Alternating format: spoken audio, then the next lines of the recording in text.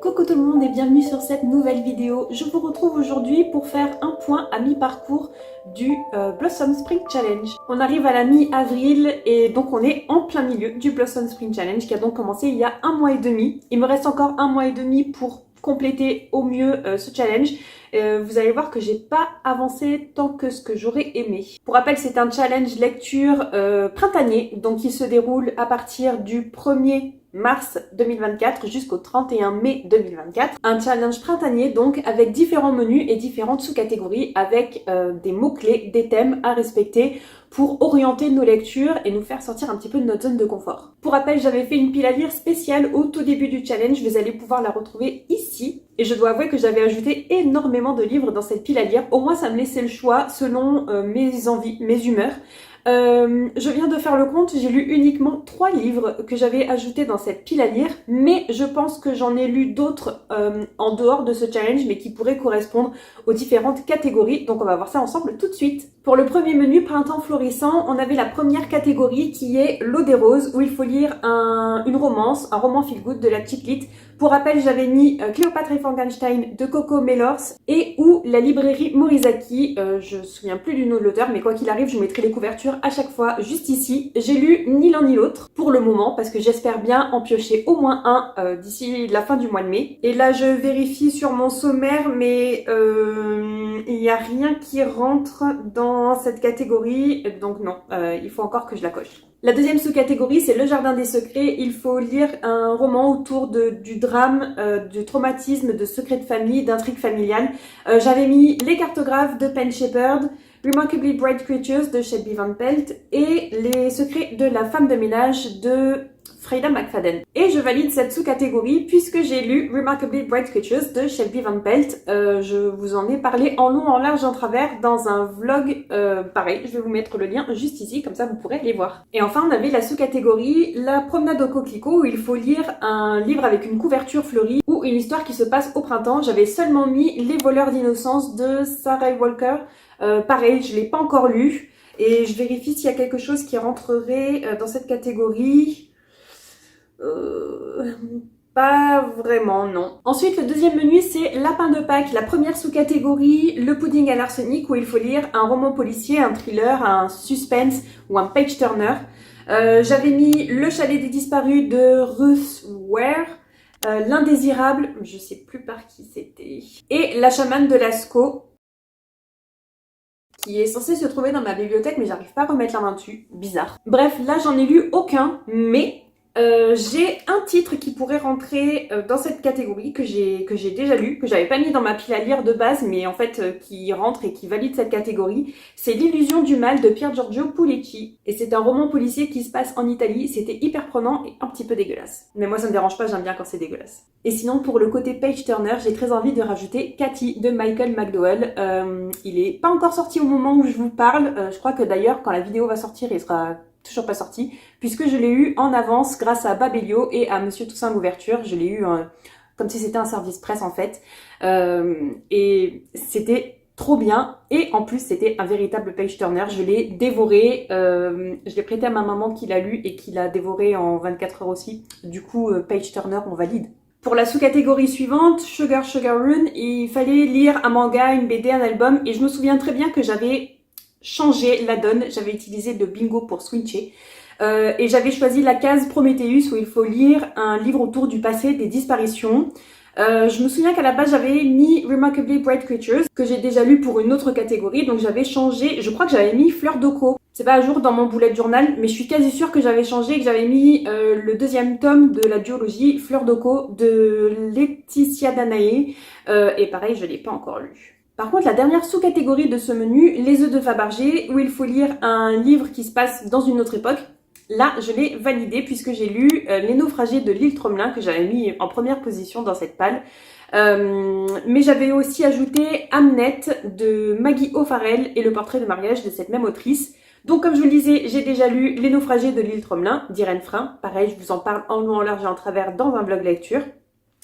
J'ai pas encore lu Hamnet, mais je l'ai retiré à la médiathèque, donc je pense qu'il va pas tarder à y passer. En plus, il fait partie de ma pile à lire ultime de 2024, donc j'ai 2 fois plus d'excuses pour le lire. Puis pour le menu escapade printanière, la première sous-catégorie c'était clip, clap, clip, pluie d'avril. Il fallait lire un livre jeunesse ou une réécriture ou relire un livre. Si j'en crois mon bougeot, j'avais juste ajouté Ces plaisirs violents de Chloé Gong, au moins le premier tome de cette duologie qui réécrit à sa façon l'histoire de Roméo et Juliette, sauf que là ça se passe à Shanghai dans les années 20 et en plus je crois qu'il y a un petit soupçon de fantastique. Pareil, c'est toujours pas lu et j'ai aucune de mes lectures du moment qui rentre dans cette sous-catégorie, donc j'ai toujours à la valider. Ensuite on avait Voyage en Asie, où là on nous invite à lire un auteur asiatique ou une histoire qui se déroule en Asie. J'avais mis le 2e tome de la duologie de Shelley Parker Chan, Celui qui noya le monde. J'ai l'impression que je le mets dans toutes mes pales et je l'ai toujours pas lu. Et j'avais aussi ajouté le 3e tome des Chroniques de l'érable et du cerisier. C'est L'ombre du shogun et c'est écrit par Camille Monceau. Pareil, je l'ai toujours pas lu. Mais j'aimerais bien sortir l'un ou l'autre de ma pile à lire, donc d'ici la fin du mois de mai, je m'engage, j'aurai lu au moins un des 2. Et j'ai envie de dire que j'aurais presque pu valider cette catégorie parce que j'ai lu le 3e et dernier tome de la trilogie de l'Empire d'écume qui est écrit par Andrea Stewart. C'est La guerre des éclats d'os. Je l'ai lu, je vous en ai parlé dans un vlog qui est pas encore sorti, qui devrait pas tarder. C'est d'inspiration asiatique.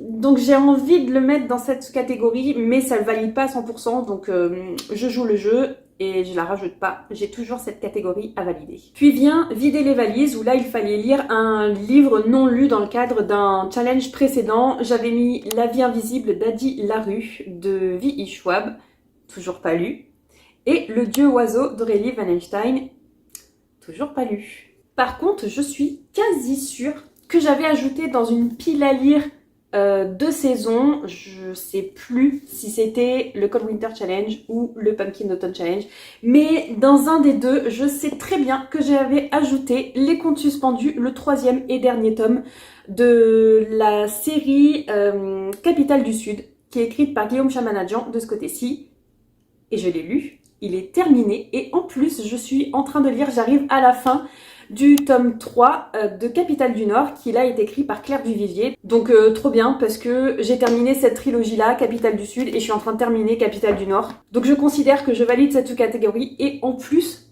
j'ai terminé 2 sagas, trop bien. Et enfin, le dernier menu, c'était Printemps en Chine, la première sous-catégorie, la cité impériale. Et là, on nous invitait à lire une intrigue impériale ou autour de la royauté, du petit peuple. Je crois que là aussi, j'avais mis Fleur d'Oko, le tome 2, en fait. Mais comme je vous le disais, je l'ai toujours pas lu. Et j'avais aussi ajouté Vampiria 3, le 3e tome, donc La cour des ouragans. J'ai l'honneur de vous dire que je suis en train de l'écouter en version audio. Et donc, je suis en train de terminer cette trilogie, qui est trop bien. Pour rappel, c'est écrit par Victor Dixon et c'est un roman, enfin c'est du coup une trilogie historique, fantasy, fantastique. C'est un pur régal.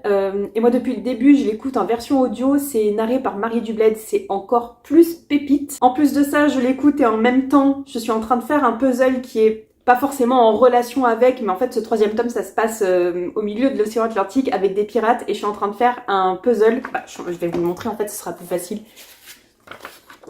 autour de la mer. Donc je suis encore plus hypée. Je suis en train de finir une saga, donc je suis encore plus hypée. Et pour rappel, c'est le livre que vous aviez choisi dans mon book haul où je vous demandais de voter pour une lecture qu'il fallait que je lise avant la fin du mois d'avril. Je m'y ai engagée. Vous aviez donc voté pour La cour des ouragans. Je suis en train de le lire. Donc, je suis hyper fière de moi. Et en plus, je valide cette sous-catégorie. Avec Le tigre et la tisseuse, on nous invitait à lire ici un livre autour des mythes et légendes et de la fantaisie. Donc là, c'était quand même hyper large. J'avais mis Bravoure, qui est juste derrière moi, le tome 2 du livre des Terres bannies, que pareil, je n'ai toujours pas lu. C'est écrit par John Gwynne, c'est de l'épique fantasy, c'est un pur régal. Mais voilà, j'ai pas encore eu le temps de le sortir de ma pile à lire. Et j'avais aussi ajouté Cœur de sorcière, qui est écrit par Geneviève Gornichet. Il est tout là-haut, je sais pas si vous allez le voir. Et là, c'est un stand-alone, c'est un tome unique et c'est de la mythologie nordique. Pareil, je l'ai toujours pas lu.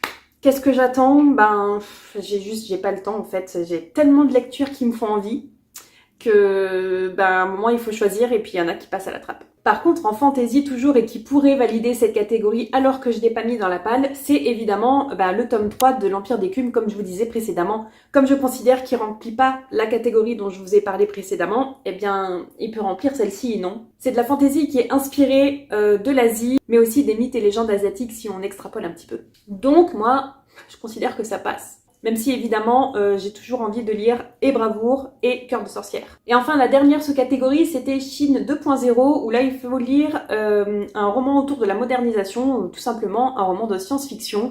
J'avais ajouté Les Chants de Neuilly de Emily Kerbalek et la 5e saison, le premier tome d'une trilogie écrite là cette fois-ci par N.K. Jemisin, si mes souvenirs sont bons.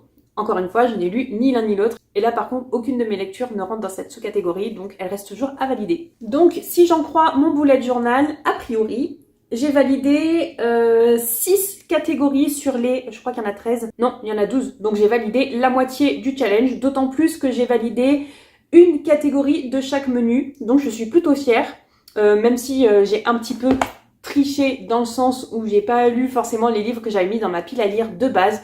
Mais c'est pas grave, une pile à lire, ça se change, ça évolue avec le temps, évidemment. Dans tous les cas, je suis plutôt fière de moi. En plus, j'en profite pour terminer des sagas, donc c'est encore mieux. Mais évidemment, j'ai toujours envie de lire tous ces livres que j'avais mis dans ma pile à lire initiale. Et en fait, en ce moment, j'ai envie de lire tout et n'importe quoi. Et je commence un livre, j'ai envie d'en lire au moins 2 ou 3 autres en plus.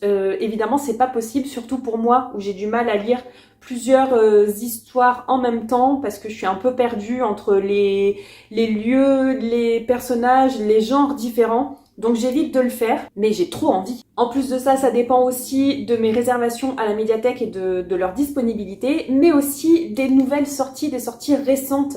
Et il y a trop de choses, je suis submergée en fait par cette envie de lire et toutes ces possibilités qui s'offrent à moi. Bref, dans tous les cas, je suis assez fière de ce Blossom Spring Challenge jusqu'à présent, à voir comment ça va se terminer. Dans tous les cas, n'hésitez pas à me dire ce que vous en pensez dans les commentaires, comme d'habitude, à me dire si vous suivez vous aussi le Blossom Spring Challenge et où est-ce que vous en êtes, si vous êtes du genre à respecter votre pile à lire à la lettre comme je l'étais auparavant, ou si vous aussi vous en déviez plutôt pas mal. N'hésitez pas à me dire aussi vos meilleures lectures dans le cadre de ce Blossom Spring Challenge, puisque je n'ai jamais assez de livres dans ma pile à lire, donc si vous avez des recommandations, n'hésitez pas. Bref, dites-moi tout ça dans les commentaires sous la vidéo juste ici. N'oubliez pas à la liker si la vidéo vous a plu. Et nous on se retrouve la semaine prochaine pour une nouvelle vidéo. Je vous dis bye bye!